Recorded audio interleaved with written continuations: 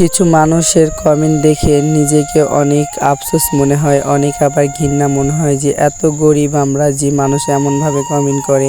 আবার বলে বউ ব্যবসায়ী, আমরা বউ ব্যবসায়ী না ভাই, বউ ব্যবসায়ী কাকে বলে? বউ ব্যবসায়ী অন্য কিছু, বুঝছেন তো? এটা বললাম না। আর ৮-১০ দিন থেকে কোনো আমি কাজ কাম করতে পারি না, অনেক অসুস্থ, কথা শুনেই তো বুঝতে পারছেন। আর মিম হচ্ছে আজ কুমড়ে পাতার ভর্তা করবে। আর গ্রামের মানুষেরা যদি ২-৪-৮ দিন বাজার না করে তাও চলে। বাড়ির আনাচে কানাচে শাক সবজি সব কিছু মানে পাওয়া যায়, এখান থেকে নিয়ে রান্না করে খায়। আর শহরের মানুষেরা তো তা পারবে না।